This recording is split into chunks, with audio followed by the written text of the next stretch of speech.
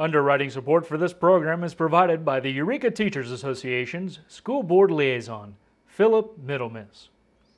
Thank you. I'm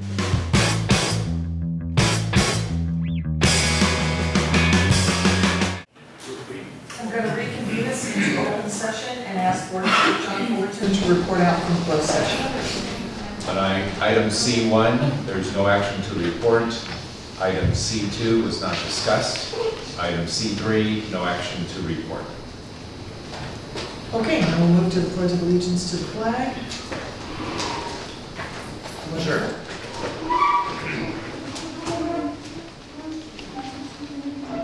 I pledge allegiance to the flag of the United States of America and to the republic for which it stands, one nation under God, indivisible, with liberty and justice for all.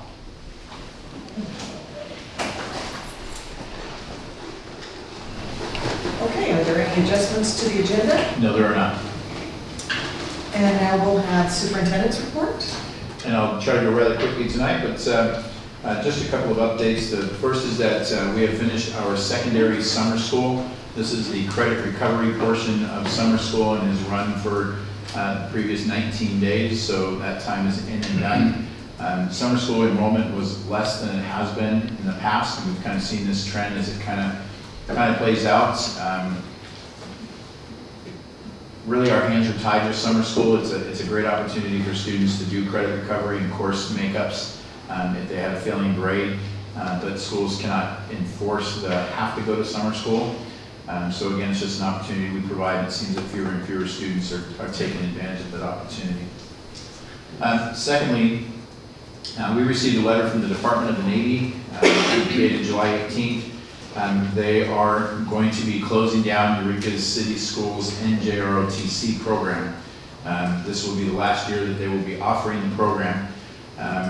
They've cited a couple of different things, one being the enrollment in Eureka High School wasn't as high as that they've always wanted it to be. However, this is part of cuts that are happening all across the United States in regards to NJROTC programs. A lot of the cutbacks at the federal level are being seen in just such programs. However, the Navy is now also offering something that's called the NNDCC, which is the Navy National Defense Cadet Corps.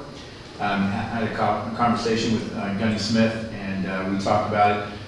Basically, for Eureka City Schools, it's the difference of about $35,000. NJROTC pays us about 50% of the instructor cost or salary and benefits. However, it's their scale, not ours, so we've been paying for more than 50% of that instructor. What I've encouraged both Gunny Smith and Superintendent Lane to do is to come to the board in the near future and have a conversation about what this program would do. But again, the bottom line that you're going to hear is it would mean that Eureka City Schools would pick up about $35,000 more in costs to run the program. But with the NNDCC, they still have curriculum material, equipment necessary to deliver the curriculum and forms and regulations, as well as the whole uniform thing. It would look very much the same, just funded completely differently, or not funded. And just a note about that, there were a lot of people wanting to come to the board and express support for that program, but I told them the board meeting started at 7, so they'll be here at the next meeting. Well, again, this isn't a decision you guys need to make this evening. Right, I just wanted to we have a year of NJROTC, and again, my recommendation to Gunny Smith was that he work with Superintendent Lanning and create a full-blown program where they come to you and discuss the benefits of this program, which I think there are many, and talk about how important it is for the board and for the general fund to pick up the cost that's going to be hanging out there. So let them know that even if they miss it, there'll be another time. There should be another time. Just a couple of pieces to give you updates. Our professional development academies are still coming up. They'll be in the first part of August. We are also sending a team of individuals with a little bit of changes with the administrative shuffle, but we will be doing they will be doing the breakthrough coaching for administrators. Prior to school starting, we'll still have the jump start for the K programs for our students. And the administrative retreat is also coming up the 4th and 5th. This year they're going to really focus on administrative standards, and I think they have a high-quality program. Another piece of good news, the auditorium at the high school is coming along very nicely. Again, our expectation is still that probably sometime early September it'll be up and ready to go. But boy, it is really coming along nicely. It's going to be an incredible improvement over what was there prior. That's it. Okay, board members' reports. Wendy? I have nothing to report, but I would like to thank Superintendent Hawk for his years of service to Eureka City Schools. Most of you are aware this is going to be his last official day at work. We are doing it at the end. Yeah, but I'll be gone. You're not leaving before we adjourn this meeting. And so I'll wait to tell you all that great stuff I was going to do. Sorry. No worries. Okay. That's it. Yeah. Fran, anything? Nothing. Hank? Just the notice that Jerry Brown signed a 30-day extension for whooping cough vaccinations for grades 7 through 12. So they'll have a grace period after school starts rather than standing in the school doorway holding kids out, which is good news. It is good news. Hope we have a Easier plan. to get them there. Are developing a plan to take care of that. We have a plan that's been in effect for a while. And basically, just some massive information. We'll continue to use the phone dialer, continue to contact our parents. It is good news, and it's kind of good news that we're kind of keeping a little bit quiet. There are a whole lot of people who are procrastinating, and we'd rather they not wait until the 28th day. We wouldn't mind if some of them felt the pressure to have their kid immunized prior to school starting. But they have advertisements in all of the I pharmacy know. windows. Yeah. that- I have a question about service learning, and if you don't have the answer, I can do it at the next. But it did occur to me because essentially Project Serve, or that office, is no more. Mhm.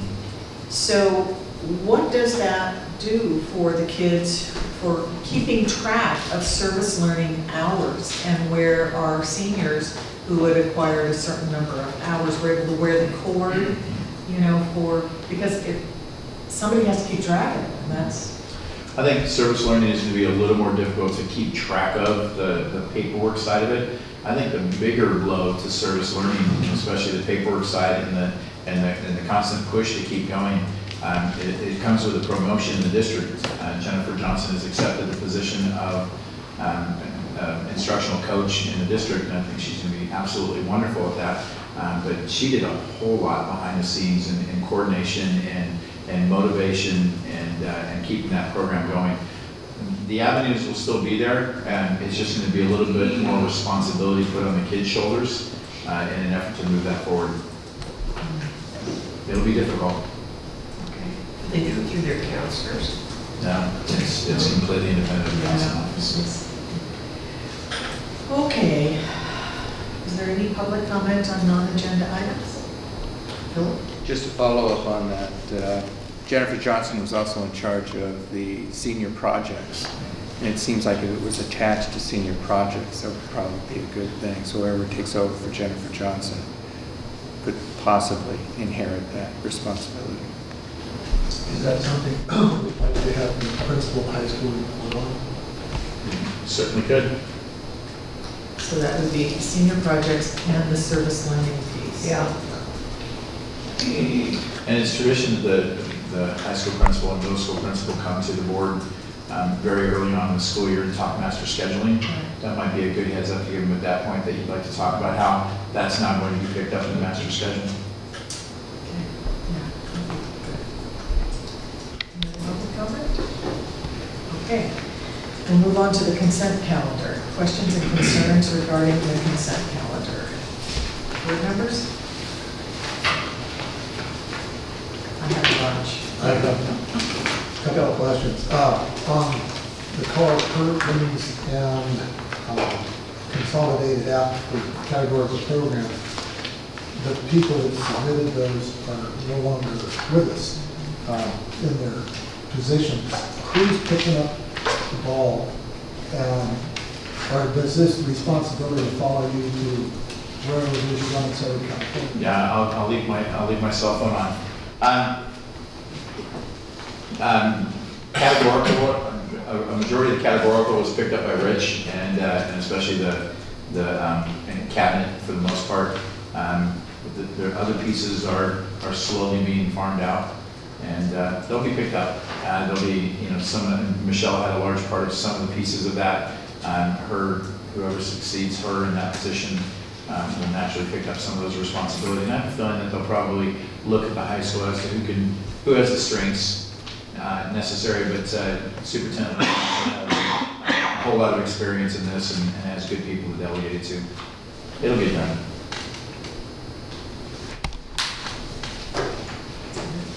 Okay, my first one is on the personnel report, page 4, and it lists some child care aides and a secretary with even start. It admittedly only goes through July. Is even start money gone? So are these the last people on even start? Okay, so it's done. Okay. It's running through the end of the federal fiscal year, so their term doesn't end until September 30. Okay, so we could, and that's probably, because I actually had a couple people ask me about this, and I'm saying, no, it's gone, but, Yeah, okay. that's why probably the confusion. Okay.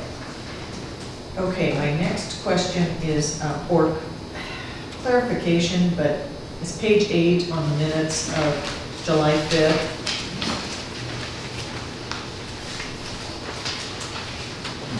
And it's on the discussion to be in a little paragraph, and at the bottom it says, the board will begin the process of a formal superintendent search after the new year.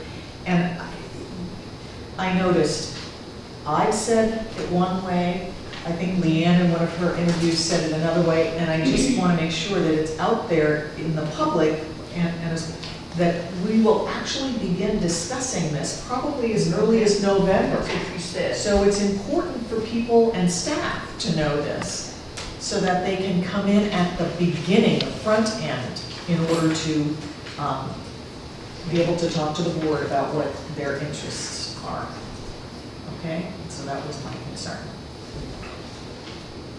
And maybe we should put that on the website, probably That's a good idea. after school starts. Okay. And my last one is simply a comment, and it's back on the Carl Perkins. Which is, J13, and it's not really, well, I put it in. okay. So J13 was page 15. This application was very interesting, and it had these goals, and the reason and what we're doing. And what struck me was, first of all, these are usually, or have been considered in the past, vocational classes. But wow. Vocational classes used to mean you didn't have to be able to read at a high comprehensive level, or you didn't have to know math or science in the kind of way that you certainly do today if we read these kinds of goals that our high school departments are setting up.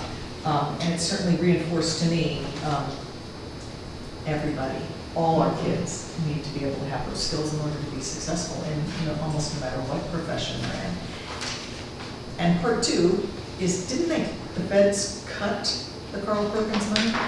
It's been drastically reduced over the past couple of years, so it continues to be reduced. So it'll be interesting to see where it ends up. Okay. Yeah, we have this right now, and we'll run with it. And to the previous point, the California Department of Education, Governor Schwarzenegger, really pushed hard that the voc ed courses were also A through G completers. So there's been a real trend to really raise the bar in vocational courses, and they've done a very nice job of it. really a large, I mean, you can graduate and take primarily a vocational arts type of program and still graduate with A through G. There's some great universities out there too, like Davis specifically that's close by, that look for those students and have a lot of book ed, agriculture, different courses like that. Again, I think it, tying into John's comment about earlier at our workshop about communicating positive things out to the community, I think this is something that we maybe should try to do a better job of communicating, that vocational classes aren't like they used to, and every student, parents, every student needs to have this kind of knowledge and skill. That's a tickle item, I suppose. Okay, that's the end of my questions for the consent calendar. Any other? No? Anybody in the audience? No. Okay. Move that we adopt the consent calendar. I'll second it. Been moved and seconded to adopt the consent calendar. All those in favor say aye. Aye. All those opposed say no. The motion carries. Okay, we will move down to discussion action, K-22, approval of MOU regarding collaboration schedule and instructional minutes for 2011-2012 Eureka High School. This MOU came out of negotiation sessions with your Teachers Association and their desire, specifically the desire of the Eureka High School staff to bring collaboration back into part of what they do. And attached, or you guys have a copy of the MOU. Comments by board members? I have a question regarding the timing of it, and why wasn't it designed so students could come in later and they could have a meeting? And again, that was just part of negotiations, and where ETA and the district got to in their desire. I think a lot of it is tradition. Collaboration has always been at the end of the school day. So I don't know if there were specific conversations, but this kind of came out of what we'd previously done, so I think it kind of moved in that direction.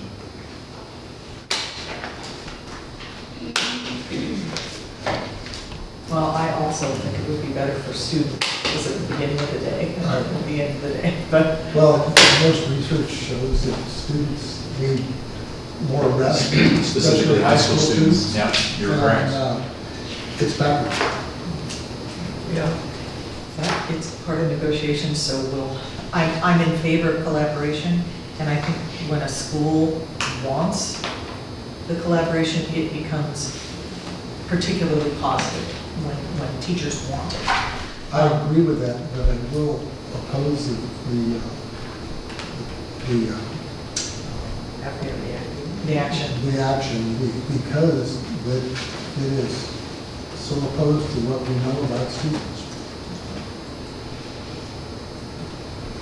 I think it's definitely important to say, and again, this is a one-year MOU, so as this memorandum of understanding comes back to the table and is discussed by your staff, we can take direction from the board and ask for something different.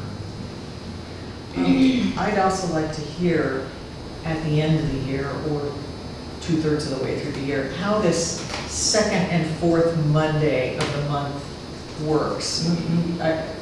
My first reaction is that people are going to get, parents are going to get confused. Is it the first? Is it the second? Every is easier, I think, when you're a parent, but I could be wrong. Second and fourth may be perfect, so. Well, does Zane get out at 12-something every Monday? Not anymore. I was told, somebody told me that, and I said I didn't know. If they did, I didn't know. At 12:30 every Monday. No, they do not. Okay. Okay, any other comments by board members? We'll go to the members of the public. I encourage all of you to come and observe collaboration at all the sites, particularly the high school, to see what you think, particularly when you're going to ask for feedback, how you think it's working. It's good. I've been a couple. because I'm excited to see it happening, and I'm interested in seeing if it's going to work better than it has in the past. Now, so far. But I think we're getting better. We're definitely structuring, and we're pacing ourselves much better than we ever did before. So I think it's very much needed for the English department. I don't know how the other departments will figure it out. Will it be departmentally based, or you're not going through No, accreditation? there'll be, my understanding of it is that there'll be the entire staff meetings on a particular day. There'll be a rotation of department as well as special interest within the cross-curricular. So there'll be sort of people who need to get together in different departments will have the opportunity to do that, as well as the departments themselves having a regular, scheduled time. In terms of our department, which is, I think, 13 strong, maybe 12 now, we will be together as a department, but there'll be times when we separate into our different age groups. So that's going to be very important. Well, I know there's some concern on the cross-curricular work that's been done in the past that has been kind of overthrown by a change in curriculum. And is that going to be part of the discussions? Are you aware? I'm not aware. I mean, I would like to see, the English department working with the history department again. And I thought that worked really well when people were engaged in doing that. But I haven't heard because it just seemed to get weakened every year with whatever scheduling was going on or new classes. One of the pieces that's part of this is, as well as the conversation about collaboration, part of the negotiations was also on a change to and you guys had it come past you, is the change in the job description for department chairs.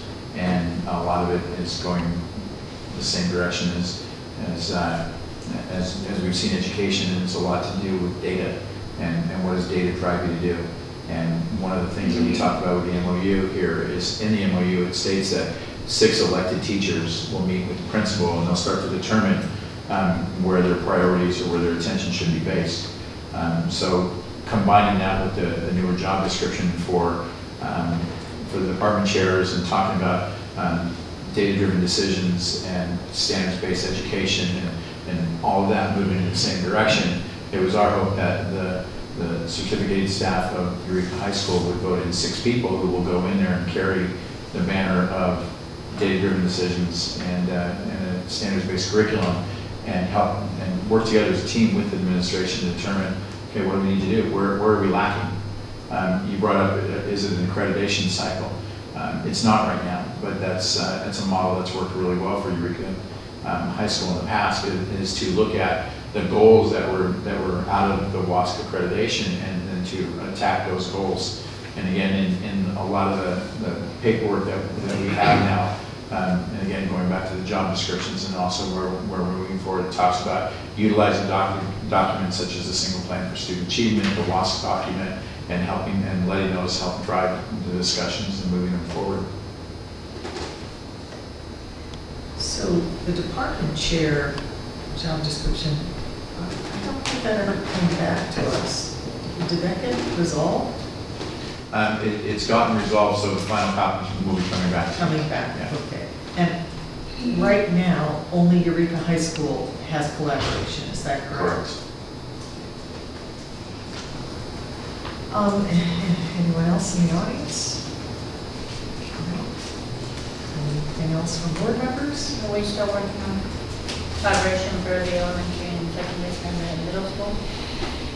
We've had conversations with ETA about collaboration in Zane Middle School. I think it'd be a really good idea, especially because it's a program improvement school.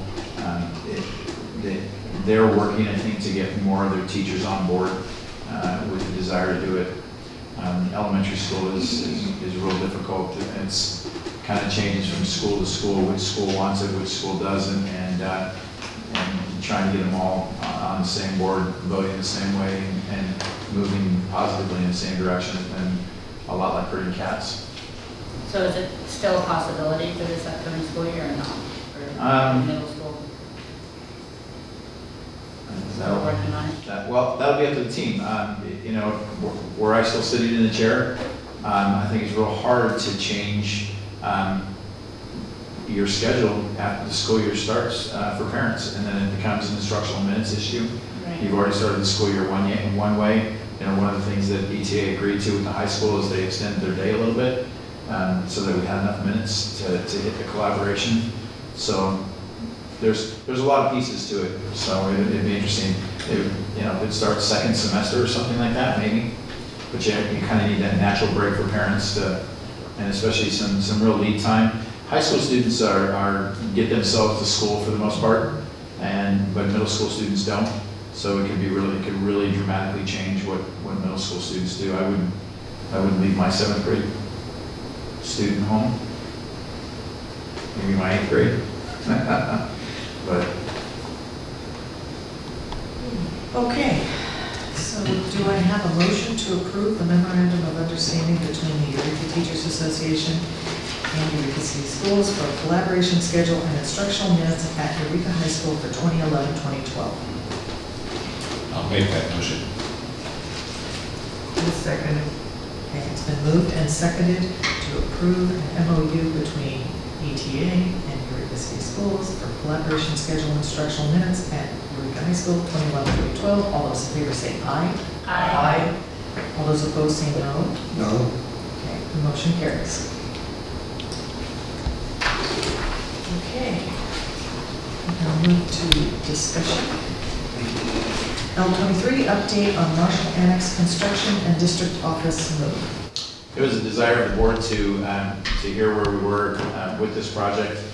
When it was originally talked about, we talked about what a very tight timeline we had for the work to get done, and then also the ability to move our district offices over there. I'm happy to report that right now we are right on schedule, but I also need to report that the schedule has been moved a little bit.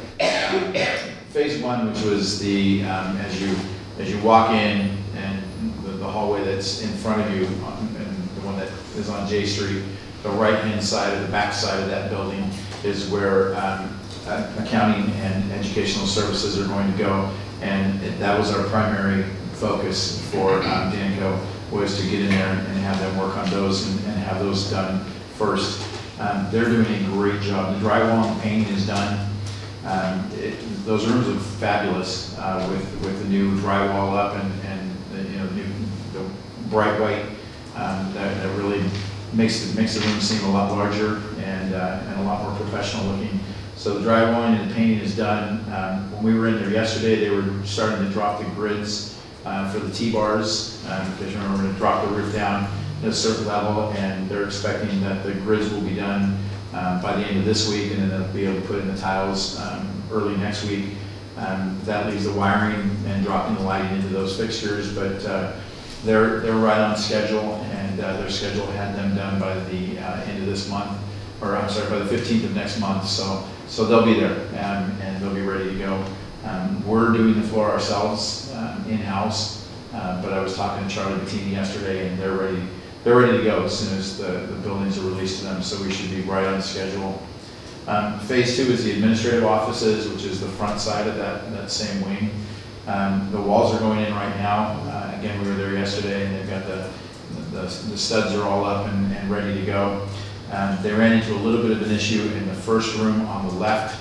The front corner of that building is completely rotted. It had a 4x4 beam, and it's gone, and they basically pulled it out by hand.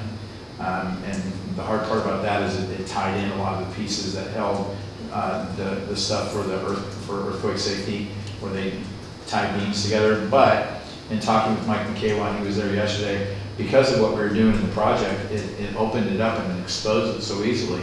And they're just going to go in and cut at a certain level that's acceptable to Mike, who's the inspector, and they can put in another piece there quite easily and tie it right back in. So we're not even expecting a change order out of this. And the good news is that they found it. So they'll have to do that rot repair. But again, they're on schedule to be done by August 18th with that front wing. And that's phase two. Phase three is the other wing, and that's where the boardroom is going to be, and the big part of the project where they're building the 2-hour firewall. and the reception office that's right in the front. And again, that's right on schedule as well. It's not expected to be done until, the whole project is expected to be done by the beginning of October. We had talked about moving out of here prior to August 1. We're currently talking with the group that bought this, and as the board has been told, we're not in escrow with that group right now. Therefore, when we do open escrow and we pick an escrow close date, I've already had conversations with Dr. Stokes, and he's okay with us staying in this main building as long as we can clear out of Ann Elliott for him, so we can start moving things over. So Superintendent Lanning will have to take over those conversations, but I think it'll be real easy to do. And quite honestly, as we kept getting pushed back a little bit, we started to get pushed back to where the start of school was. And although we can do that, and it's not that big a deal, it is a big deal for our tech people and also our maintenance staff, because our desire is that they're all hands-on and available for what teachers need in the classrooms when school first starts up. So this will be able to push us back. The modified plan right now has everybody moving over by Labor Day. So we should be running track. The good news for me is that I've heard so far is, despite a couple of little glitches, we haven't had one change order yet. They haven't even talked about it yet. The architects seem to be on top of everything. Danica seems to be doing a fabulous job. Again, we were in there, we walked it yesterday. Danica really seems to be right on top of it. The other piece of that is we did all the abatement because we had some asbestos abatement as well as lead abatement, and all of the abatement is done, and it's done for what the subcontracted, and therefore that was the one change order I was worried about. I thought if we were going to have a huge change order, it would be because of abatement of some sort. So on we go. About the soundproofing. The soundproofing for it's Told that they were going to. yeah it's part of the walls. Yeah, it's part of the walls that are being put in, as well as the drop ceilings and the insulation that's up on top of the ceilings. So it's all being done in plan. So it looks like, where will we have the August board meeting, or will it be a surprise? when I think the we'll board probably comes still be, out? I think it'll still be here for Be the here? August board meeting. Yeah. Okay, and then September, maybe not. Yeah. We'll just know. So we'll be on Access Humboldt in September? Probably not. When? Okay, any other questions by board members? Any questions by members of the audience? Okay. L24, update on the governor's budget. I am very pleased to turn over the update of the governor's budget to Paul Ziegler, who attended the School Services of California meeting over in Reading, and it is all his. Thank you, Greg. So I did have the opportunity to go to the school budget and finance conference that was put on by School Services of California, one of our main consultants that we work with and do a lot of great work throughout California. And I'll take you through some of the slides that they provided. There were a number more slides than what we're going to show you here today, but hopefully we'll hit the high points. Mickey's also handing out not just the slide package, but another thing that was in our folder, and it's entitled Themes for the Conference. It's kind of interesting. I thought it would be interesting to you, not just for the information that it conveys, but for the attitude or the tone of voice that this is Ron Benton, the head of SSC, takes in this. And in essence is calling what's happened through the budget process. Use words like stupid, ridiculous, terrible politics, those type of things. Which is kind of interesting, and from my perspective, probably saying those things more vehemently than a group like SSC has come out and portrayed in the past. So I think it really does show a great deal of frustration and disappointment, not just with the process, but also with some of the end decisions that were made. And I'll take you through some of those here. But kind of as the prelude, if you will, in January, we were prepped for a loss of up to $349 per ADA. Then came spring, and perhaps worse news there, that the cuts could be even much greater than that. Then came our May revision, which is really what the budget was adopted on. And in that, they forecast flat revenues for the state, and for the revenues that are coming to us, but with some conditions attached. And now finally we have the enacted budget, and it does in fact provide flat funding for the revenue limit, but there are definitely conditions that are attached to that. And again, we'll touch on some of these as we go through. It does work. Okay.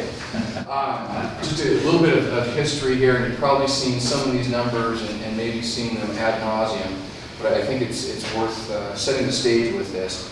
California's K-12 spending per student lags behind the national average more than any time in the last 40 years. So as we've started to slip away from meeting that national average, that gap is continuing to grow. And right now we're over $2,000 less spending per ADA than what the national average would have. In 2019, we ranked 43rd in terms of average or spending per ADA, and it's estimated that in 11-12 will drop to at least the bottom three, if not the absolute bottom. So those are not wonderful things to talk about for the state of California. We're third in average K-12 salaries amongst the states that are out there. $68,000 roughly is our average teacher salary, $13,000 more than what the average shows. And our number of K-12 students per teacher, and I think this is a particularly incriminating figure, we're highest at 20.8 students per teacher, and that's 6 more than the national average. So some real impact as you look at those types of numbers. I want to take you through some of the changes that have happened, the major changes from the May revision to the final state budget. And the May revision had a pay down of deferrals that were out there, and rather than having the $2.5 billion that they expected to pay down, they went the opposite direction. We have another $2.1 billion worth of deferrals of our revenues for 11-12. We also in May thought that we would have $9.6 billion in temporary taxes. That was not approved, did not get on the ballot. And now we are assuming to kind of fund that gap, $4 billion more in general fund revenues. So in essence, the state is saying our picture is becoming rosier than it was, and should provide $4 billion more in general revenues to help balance our budget. Also in the May revision, it was funding Proposition 98, which basically does benchmark our minimum level of funding from the state.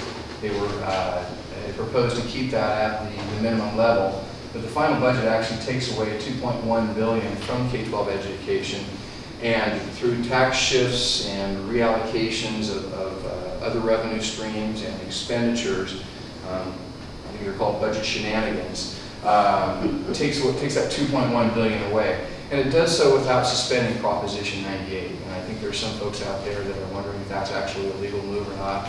To my knowledge, there's no legal challenge to that at this point. But it's a very interesting, excuse me, very interesting dynamic in any case. Also in May, there were no trigger cuts to education. There were threats of additional cuts. With our new state budget, based on how far we fall below revenue projections, not actual revenues, but revenue projections, we could lose another $1.9 billion through those cuts that are potentially being triggered. There was no language restricting local budgeting practices and fiscal oversight, and that's another thing that's changed pretty drastically. Right now, the state budget and law says that we must fund based on that flat revenue, and we have to keep our levels of staffing and programs the same as they were based on that per ADA number that comes through the revenue limit. That's not the end of the story. There's more to it, but when that first came out, there was a lot of confusion. What does this really mean, and how are we going to be able to fund and operate as we move into 11-12? Last but not least, there were no flexibility provisions from the May revision. There's a new part of the statute now that allows automatic reductions in the school year, allowing an additional 7 days to be cut from the school year if districts so desire. That, however, is subject to collective bargaining, and I think it's anybody's guess as to whether that's going to bear any fruit or not, or whether it's going to be able to be implemented anywhere. So let's see. Let's talk about the trigger reductions. By mid-December, the Director of Finance is required to determine the revenues are coming in as forecast or whether they're falling short. If there's less than $1 billion, or if the projection is less than $1 billion of the expected revenue, there's no changes, no additional cuts. If it's between $1 and $2 billion, there are some other cuts that occur, including a $23 million across the board cut to child care. You'll see some other hits to community college and higher education that goes along with that. The most interesting to us is if there's more than $2 billion below the forecast, all the previous cuts are implemented in addition to up to a 4% reduction in the revenue limit, and that translates to about $1.5 billion for the state. There's a sliding scale that's incorporated there, so it could be anywhere from a 2 to 4% reduction that we would see in those revenues, and that's roughly $750 million to $1.5 billion that could be impacted there. There's also a $248 million cut to school transportation that would impact us, and I've also already mentioned the 7 days. To hit the $2 billion shortfall, if you will, it means that they would have to be 2.6% off of the projections. And for the first month of tracking this, they were about 2.5%. So we're dangerously close after 1 month of tracking to hitting that 2%, or excuse me, that $2 billion shortfall.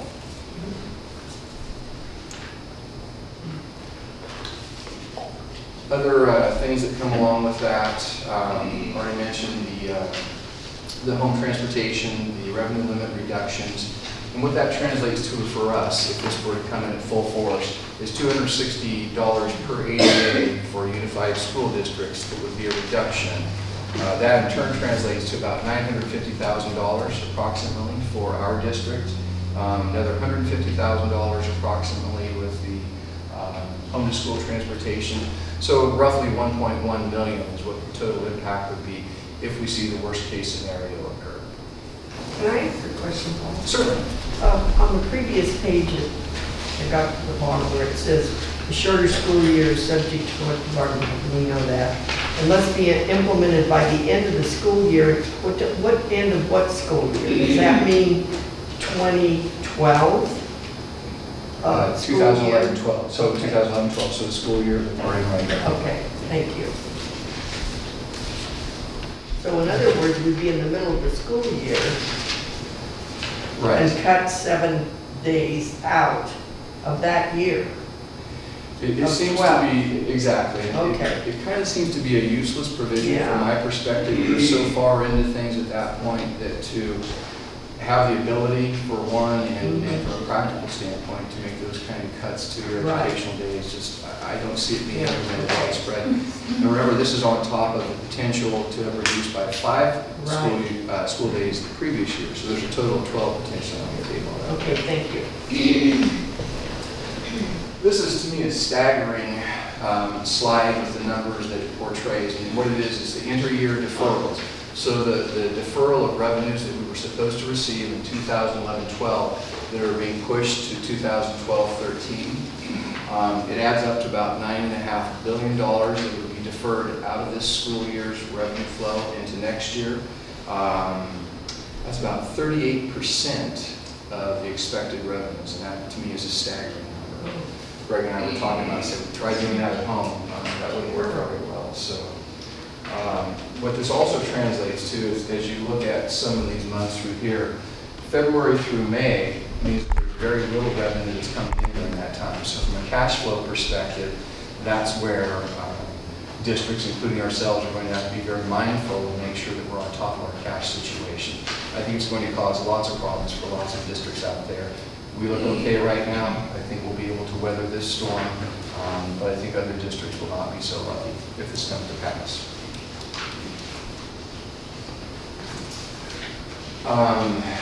AB 114 is the legislation that was passed that changes some of the dynamics and some of the things that come along with it.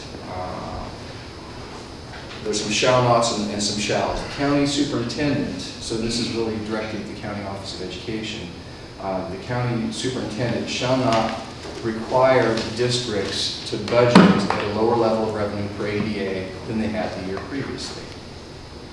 It also can't say that we are qualified or negative, or put differently, unable to meet our fiscal obligations by looking out at the 2 years beyond 11-12. So 12-13, 13, and 13-14, the multi-year projections that we're very used to looking at and making sure that we have our fiscal house in order 2 years out. Although the county office will still look at that and will still perform that function, they can't dun us for that, if you will, and they can't again say that we are qualified or negative based on that assessment. And that's going to be a little bit at odds with something that we're going to see a little bit later in terms of what the governor had to say as he signed this particular bill. Here's some of the shalls. We're required to project the same level of revenue per ADA as we received in 10-11, with the same staffing and program levels that go along with that. And again, a different way of saying, but we're not required to demonstrate our ability to meet our fiscal obligations for the next 2 years. But we want to. And we want to run projections to show that we're able to. There's lots of different reasons we want to do that. In terms of categorical programs and flexibility, probably the big thing here is that categorical flexibility has been extended for another 2 years. Continuing to look at solutions to the categorical funding problem with all the different ways of providing revenue and the like, and come up with a simpler and more cohesive approach to doing that. It's in process. Nothing is completely on the table at this point. So, what do we do with all that? And I think in kind of synthesizing this all down, it comes to making sure you understand what your priorities are. What programs do you want to run? How do you want to manage your class sizes? Making sure your staffing formulas and the like are in place. So it's a lot of kind of a self-assessment, say what's the most important thing to us, and if push comes to shove, what do we want to place our emphasis on as we go forward. So all this is not to say that your responsibility is abrogated through all these things, and there it is, the caution right there. The local board is, in the end, responsible for maintaining fiscal solvency. We're encouraged to keep our budgets balanced, to maintain positive cash flow. And although it seems contrary to some of the things that we saw previously, here's the governor's quote as he was signing this particular bill: school boards should take all reasonable steps to balance their budget to maintain positive cash balances. So, although we have to follow the law, clearly, we can make decisions based on, we can make program and staffing decisions based on loss of federal funds, change in enrollment, loss of other revenues, expense increases, things like stepping column, health and welfare, those type of things. So ultimately the governor pulled back and said, I think this is a conflicting message that we're giving you, and we want you to make sure that you're still doing your job in terms of prudent stewardship, and there are other reasons out there that will cause you to see reduction in staffing levels as you're planning, changes in programs and the like, but you just can't do it based on your per ADA state revenue. That will be an interesting thing to manage as we go forward. Bottom line, continue to use good judgment as you're managing your agency budget. Kind of wrapping up here, as we go into 11-12, what are the important things for us to be looking at? First is the ballot measure, proposing to put in front of the California voters the ability to put more revenue back into the system, i.e. some of the temporary tax increases that were suspended, I guess that went away, trying to bring those back into place.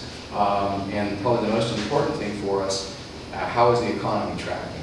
And we'll be month by month looking at that number and seeing how the revenue projections sync up with what the actual numbers are looking like, to see if we're in danger of hitting that $2 billion deficit. There it is. Any questions?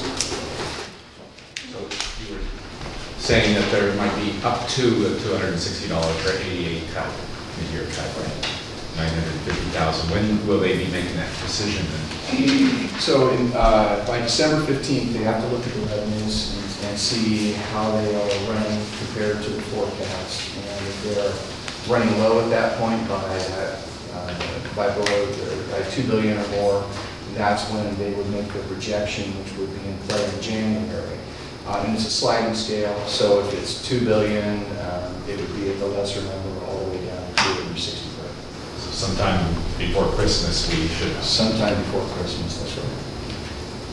Merry Christmas. Is there any discussion about this whole shorter school year issue? I mean, it just seems like this gets plugged in. It has for the last 3 years or so. You know, and I mean, who are we kidding? You still have to go through collective bargaining, their district. I mean, it's like it's a political, it really isn't monetary. They can't take the cut, can they?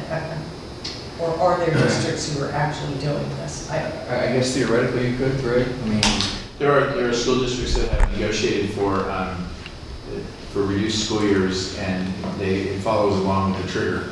So if they get to a certain point and the state cuts back on their funding, then it automatically triggers in days that they have reduced in their school year. But again, it had to be negotiated. You had to be way out in front of the negotiations and actually have some idea that this was going to be put in place. And I've heard of a couple of districts that have indeed done it.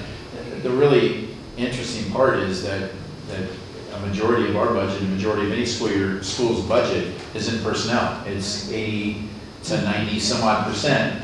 And when we sign an employee on, a certificated staff on at the beginning of the year, we own them for the year. It's not like we can come to a certain point and say, okay, we're going to get rid of this group of people. It just, by ed code, it can't be done.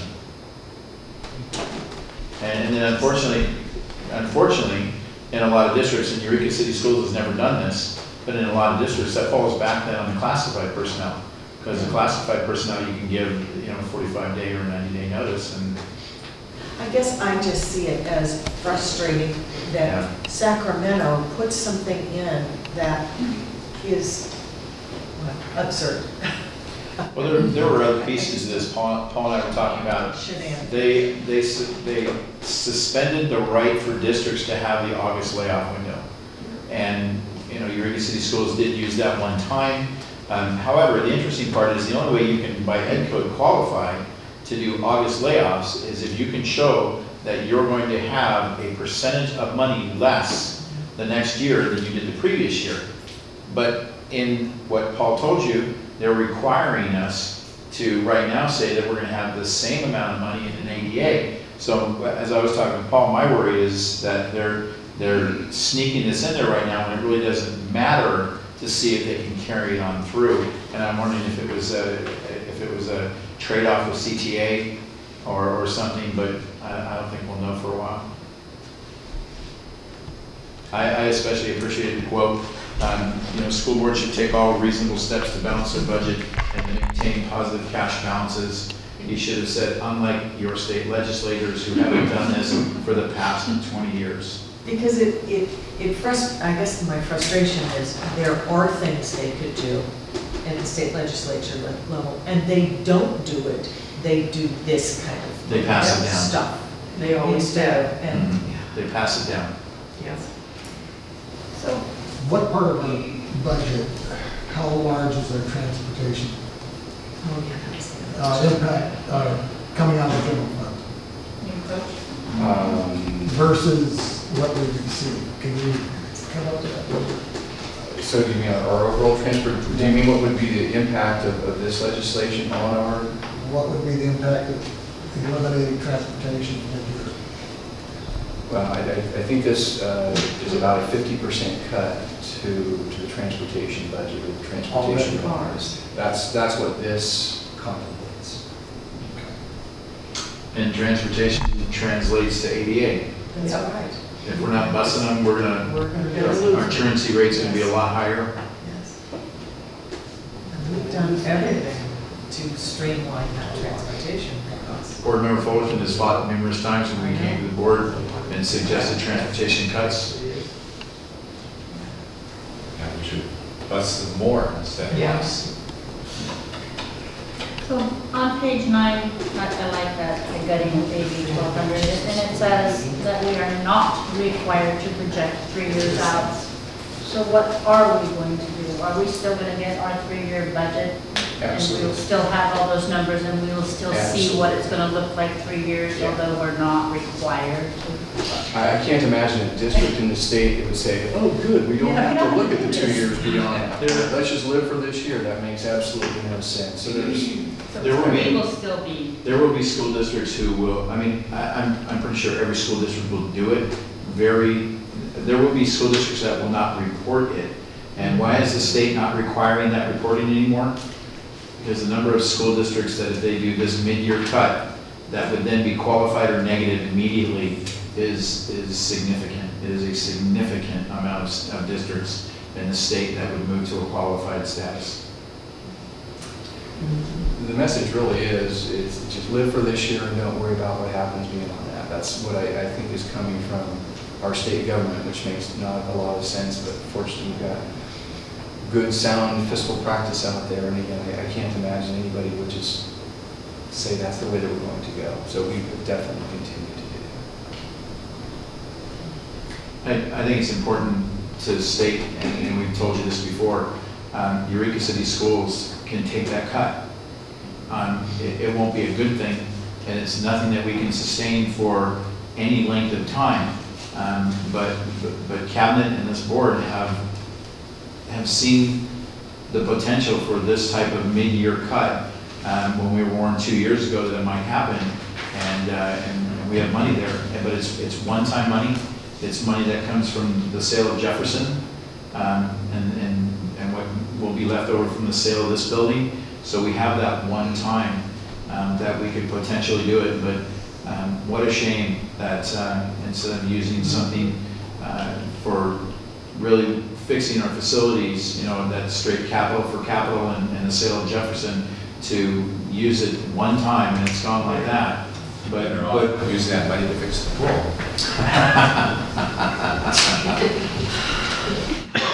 You know what, John? We would be better off using that money to fix the pool. I agree. Right. But we'd be better off using that money to fix a lot of things. Okay, any questions from members of the audience? I have a question on page 10. You have the categorical programs and flexibility. Down at the bottom, you have academic performance and accountability issues remain the same as last year. So no changes, no cuts there. Still the same requirement, the same expectation, but reduced revenue. Do we know what that was for our district? I'm sorry? Do we know what that was for our district? How much money that was? Not following the question, I'm sorry. The academic performance and accountability issues remain, meaning that whatever money came to the academic performance, meaning the demands on the academic performance? So the accountability. We have to perform on various grants and entitlements that come through, and it's just saying those things are still there. So you still have to do all the things that you've been required to do in the past. If you don't, a particular program could be at risk. But there's no money attached to that, it's just an expectation? So each program has money attached to it, certainly, so there's an expectation program by program, and I can't give you that. But they won't be tied on If you look at something like Title I, we receive, Eureka City Schools receives money for Title I. There are certain academic performance measures that go along with Title I, where that money could be swept back. So what they're saying is we're still allowing you the flexibility, but all the accountability pieces that were in place before are still in place. So if you slide money away from a certain program and it hurts the academic performance of that program enough to get to a point where they can start taking money away, they will. So it's a penalty, it's not like we're getting anything, it's just they can penalize us. Okay, any other questions? Thank you, Paul. Very nice, thank you. So we'll move to L25, plan for the Rotary Club of Eureka recognition for the baseball field scoreboard donation and additional donation because they did other stuff. Yeah, just a brief reminder, the Rotary Club of Eureka adopted the Bud Cloney Field, gosh, probably 2 years ago now. They did a tremendous amount of work through volunteers out in the outfield. The right field of Bud Cloney Field was always very, very wet. And they actually went in there and put some French drains in, as well as tied it to another drain system. They trimmed back trees on the other side. They put in some, or they helped with repairing some of the fencing. And then our crew did a lot of work on top of that as well, painting. And the field has really turned out nice. The Bud Cloney scoreboard that was up above that field was not working well and was in real need of repair. And instead, Rotary, through the Sign Smith Foundation, bought us a new sign. We wanted to get that sign up for baseball this year, but it is still a very wet area, and they tried a couple of times to get.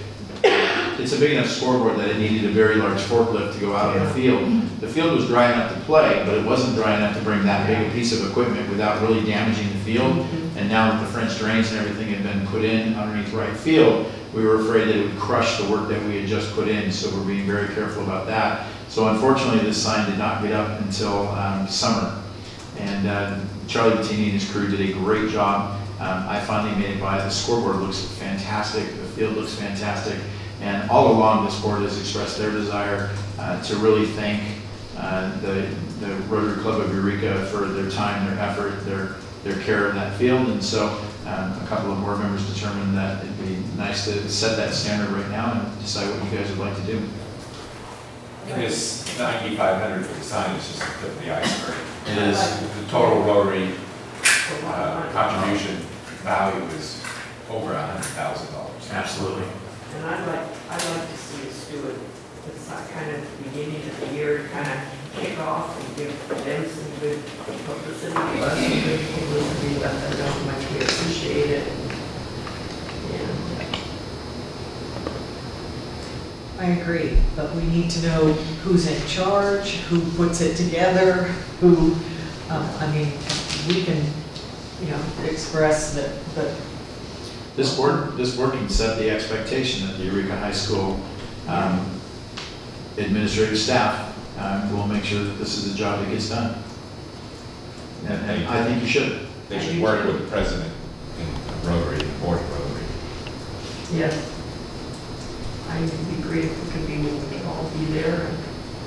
So, is the board agreed that we should just turn this over to the Eureka High administrative staff and then maybe call for them to come after the first of the year? Once school starts, to come back and talk to us about it? Yes. What their I'd plans like are? to make sure that it's a date where we can all be there. I mean, I don't want to know 2 days before that that's what they're going to do. What I'm saying is sometimes we get notices that this is going to happen in 2 days. It would be nice to know, have them set it up along with, however, with input maybe from you or from, as a board person working with them. Well, what about, is the start of school, should we hear from them in August? Or is that not, they're not really working in August? What's this? I would think that you probably want to hear from them in early September. I think so too. August, you're going to really want them focusing on getting students in classes and making sure that's all up and operational. Here's the thing, anything that's done, knowing Humboldt County weather, we've only got September and October. Yeah. And that's it. You can't get, once you get into November, Right. we're into winter, so there's an expectation there. There's an infrastructure there, though, that I think you're going to be okay. I think as long as this board conveys their intent that something is done and that it's not just a little, but that something substantial is done and you'd like them to come back and report to you.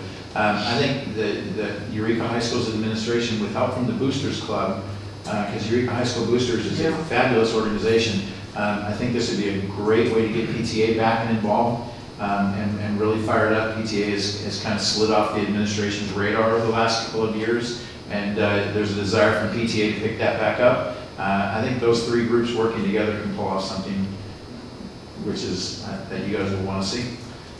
With the idea of the dedication at the site. Would be something we'd like to suggest to the high school administration. Well, I think at one time we were talking about doing what?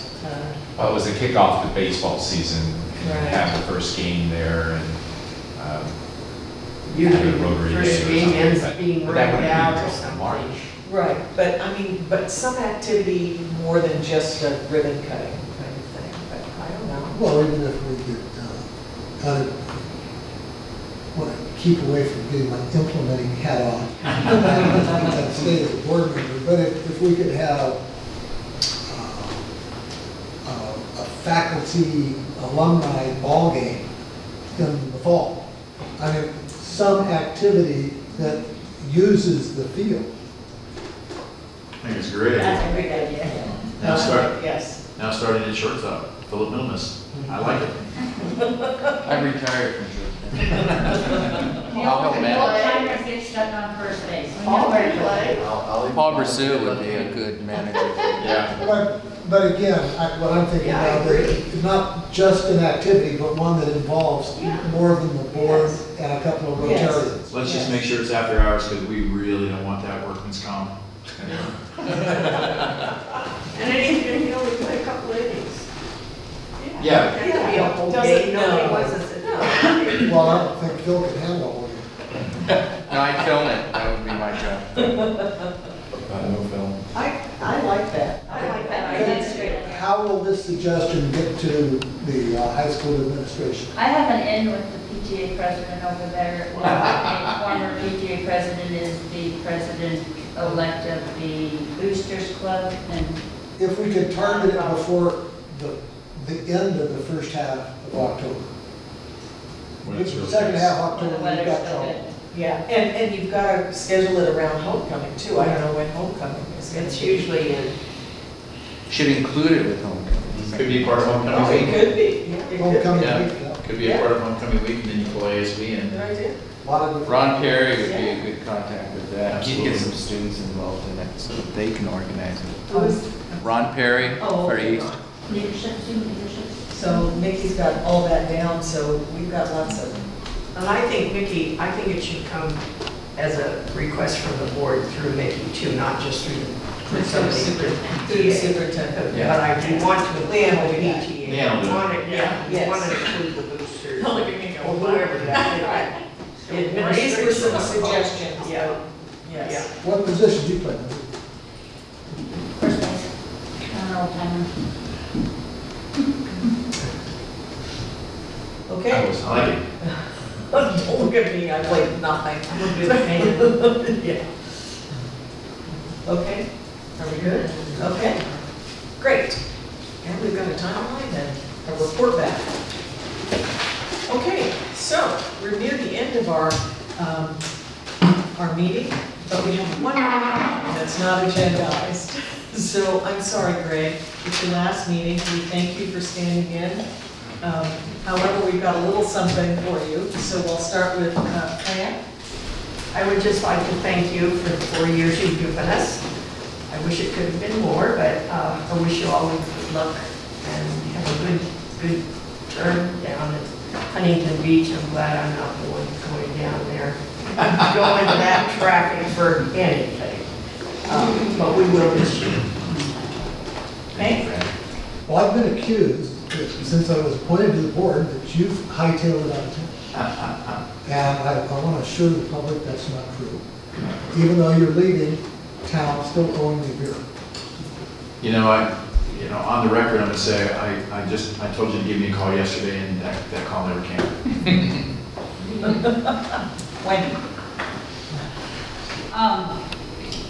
I too want to thank you. I know it's been an interesting couple of years, and when I was thinking about what I could say, I thought, the one thing that I'm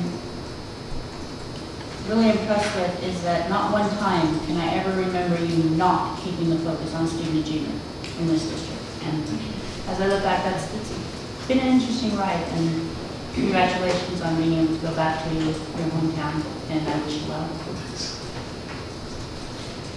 Well, you came 4 years ago in a time of declining enrollment, tough budget times, and you've never known a year that wasn't that here. But I can't say we were leaving just as things turned around. But I always thought you were a smart guy until you decided to move to Southern California. Well, since I'm the yellow person, I have a speech written out here. That of course,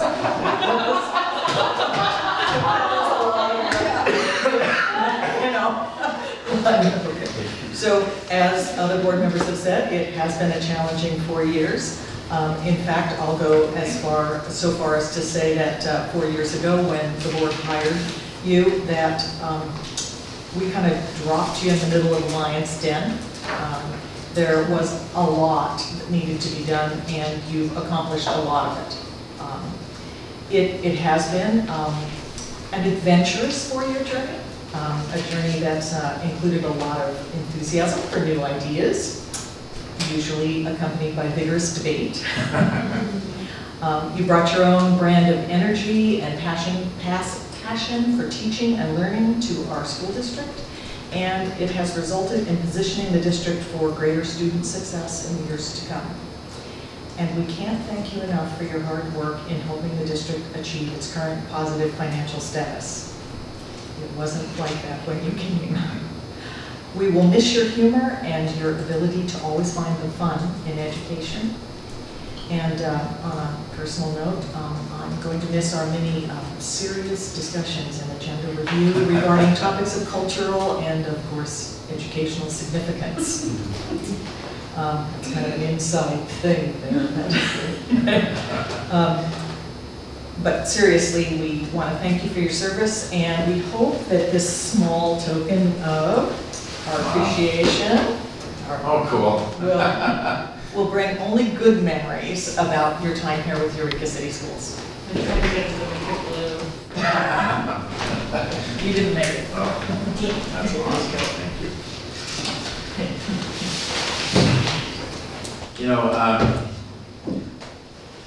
as I'll look back on Eureka City Schools, it will be it'll be of good times. It's been a difficult 4 years, but we've accomplished a lot.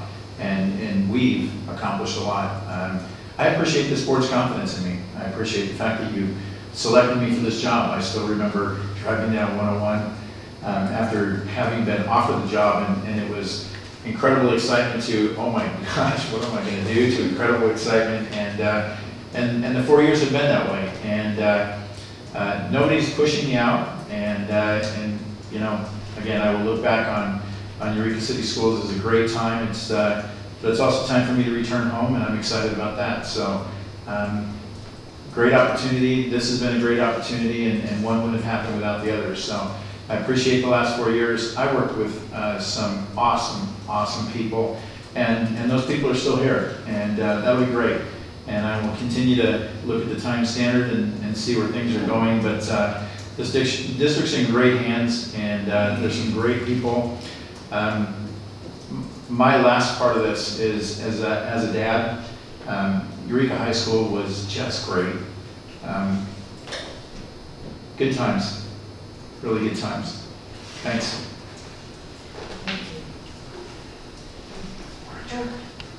Yes, so there is no further closed session. The meeting is adjourned.